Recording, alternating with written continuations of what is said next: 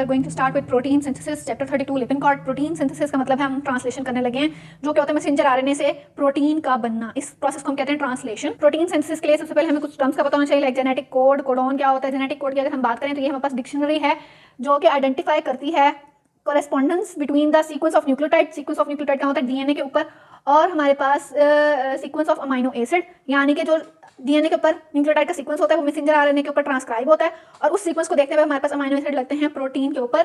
इस सीक्वेंस के अंदर हमारे पास तीन पेयर्स बन जाते हैं नाइट्रोजनस बेसिस के, जो कि हमारे पास कहलाते हैं कोडॉन्स। कोडॉन्स जो है वो मैसेंजर आरएनए के ऊपर प्रेजेंट होते हैं, जो कि हमारे पास 5 प्राइम टू 3 प्राइम हम इनको लिखते हैं और पढ़ते हैं, रिटर्न होते हैं।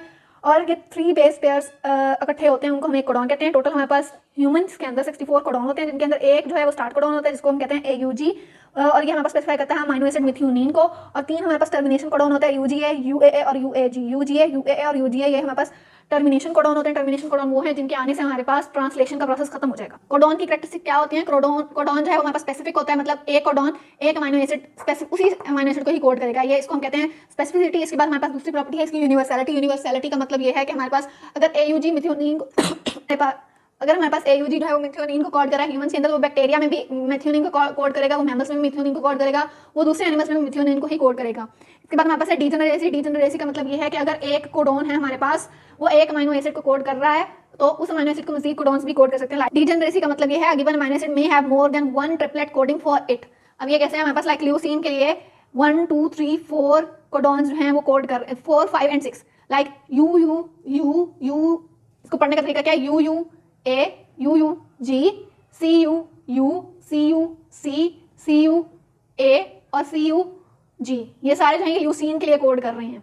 इसको कैसे करना है, हमने पहले इस साइड से एक उठाना है, फिर ये वाला जो जिस भी कॉलम में हम कर रहे हैं वो वाला, और फिर जिस रो से हम ले रहे हैं वो वाला। लाइक फिनाइल एलानीन के लिए अगर हम कर रहे हैं तो UUU कोड करेगा और UUC कोड करेगा सेकंड रो में, ठीक। डीजेनरेसी का मतलब क्या है कि एक अमाइनो एसिड बहुत सारे कोडॉन से भी कोड हो सकता है, इसको हम डीजेनरेसी कहते हैं। इसके बाद हमारे पास अगली प्रॉपर्टी है नॉन ओवरलैपिंग और कॉमालेस। हम 3 का सेट अगर बना रहे हैं, लाइक हमारे पास ये इस तरह अगर कोई भी बेस पेयर्स लिखे हैं तो हमने 3 के सेट्स बना देना, ये आपस में ओवरलैप नहीं करेंगे। अब ये जिस अमाइनो एसिड को कोड करेंगे वो हम लिख देंगे, और इनके दरमियान में हम कोई कॉमा डाल के सेपरेशन नहीं करेंगे। ये पंक्चुएशन नॉन पंक्चुएटेड होते हैं, इनके अंदर कोई कॉमा नहीं होता। इसके अलावा अनएम्बिगुअस। अनएम्बिगुअस का मतलब सेम वैसा ही स्पेसिफिसिटी वाला, मतलब अगर कोई एक अमाइनो एसिड है AUG तो वो मिथ्योनिन के लिए ही कोड करेगा, वो आइसोल्यूसिन या थ्रियोनिन किसी और के लिए कोड नहीं करेगा। इसमें कोई शक की बात नहीं कि वो मिथ्योनिन के लिए ही कोड करेगा। इसके बाद हमारे पास म्यूटेशन। म्यूटेशन की 2 टाइप्स हम पढ़ेंगे। म्यूटेशन की 2 टाइप्स कौन सी हैं, अगर हमारे पास एक कोडॉन है उसके अंदर सिर्फ एक बेस जो है वो चेंज हो रही है, म्यूटेट हो रही है, तो हमारे पास 3 तरह की म्यूटेशन उससे आ सकती हैं, साइलेंट, मिससेंस और नॉनसेंस। साइलेंट म्यूटेशन वो है जिनमें हमारे पास बेस पेयर चेंज होने से कोई भी फर्क ना पड़े उस कोडॉन उस अमाइनो एसिड पे। लाइक UCA कोड करा था सीरीन के लिए, उसके अंदर A की जगह पे U लग गया, UCU है, फिर भी वो सीरीन के लिए ही कोड करा है, इसको हम कहेंगे साइलेंट म्यूटेशन।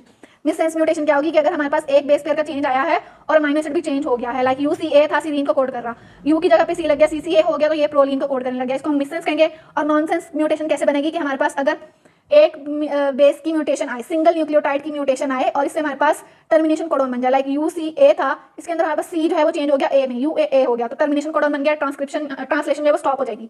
कौन कौन सी म्यूटेशन है, साइलेंट म्यूटेशन, मिससेंस म्यूटेशन और नॉनसेंस। साइलेंट के अंदर बेस पेयर चेंज होने से कोई अमाइनो एसिड को फर्क नहीं पड़ेगा, मिससेंस के अंदर बेस पेयर चेंज होने से अमाइनो एसिड चेंज हो जाएगा, और नॉनसेंस के अंदर न्यूक्लियोटाइड चेंज होने से हमारे पास टर्मिनेशन कोडॉन बन जाएगा।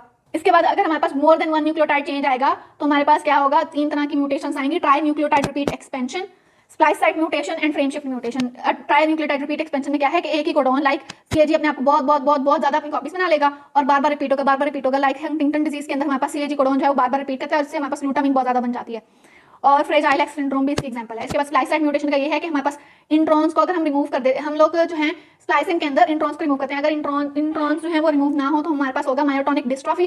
फ्रेम शिफ्ट म्यूटेशन क्या होता है कि कोई भी न्यूक्लियोटाइड या तो ऐड हो गया या फिर डिलीट हो गया, कोई अमाइनो एसिड के लिए जो कोडॉन्स हैं वो ऐड हो गए या डिलीट हो गए। लाइक सिस्टिक फाइब्रोसिस के अंदर 508 पोजीशन में जो फिनाइलएलानीन को कोड करे हो गए ना कोडॉन्स, वो हमारे पास कोडॉन डिलीट हो जाता है, तो हमारे पास सिस्टिक फाइब्रोसिस हो जाती है। सिस्टिक फाइब्रोसिस कौन कौन सी म्यूटेशन है, ट्राई न्यूक्लियोटाइड रिपीट एक्सपेंशन, इसके अंदर एक ही ट्रिपलेट जो है वो अपने आप को बार बार कोड करता है। लाइक हंटिंगटन डिजीज के अंदर स्प्लाइस साइट म्यूटेशन, इसके अंदर मायोटोनिक डिस्ट्रॉफी है, इसके अंदर इंट्रॉन्स हैं उनको रिमूव नहीं किया जाएगा।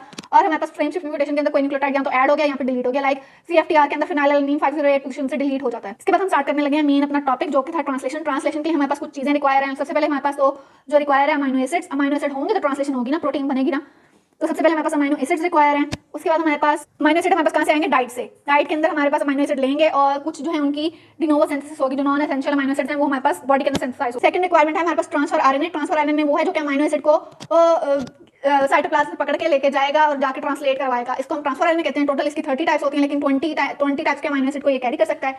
इसके अंदर हमारे पास अमाइनो साइट अटैचमेंट साइट होता है, जहाँ पे सीसीए सीक्वेंस लगा होता है, एक एंटीकोडॉन साइट होती है। ये हमारे पास सीसीए सीक्वेंस है, यहाँ पे आके अमाइनो एसिड अटैच होता है, और ये हमारे पास एंटीकोडॉन नाम है। एंटीकोडॉन नाम पे हमारे पास मैसेंजर आरएनए के कोडॉन के ऑपोजिट यहाँ कंप्लीमेंट्री बेस पेयर्स पड़े हुए होते हैं, ताकि मैसेंजर आरएनए पे अटैच हो सके। थर्ड रिक्वायरमेंट क्या है हमारे पास, aminoacyl transfer RNA synthesis. Aminoacyl transfer RNA synthesis क्या करता है कि हमारे पास अमाइनो एसिड को ट्रांसफर आरएनए पे अटैच कराता है। ये हमारे पास अमाइनो एसिड आया, अमाइनो एसिड के ऊपर हमारे पास एएमपी लगा के इसको चार्ज करता है amino site transfer RNA synthesis, और फिर इसको अटैच कराता है ऑन द रिसेप्टर आर्म, यहाँ पे सीसीए वाली साइड जहाँ पे है वहाँ पे अमाइनो एसिड को अटैच कराता है। कौन कराता है, amino site transfer RNA synthesis. इस प्रोसेस से हमारे पास ट्रांसफर आरएनए जो है वो चार्ज हो जाता है, किसकी वजह से, amino site transfer RNA synthesis के। अब 20 तरह के अमाइनो एसिड है, तो हमें तकरीबन 20 तरह के amino site transfer RNA synthesis चाहिए, और बॉडी में हमारे पास 20 तरह के amino site transfer RNA synthesis present होते हैं।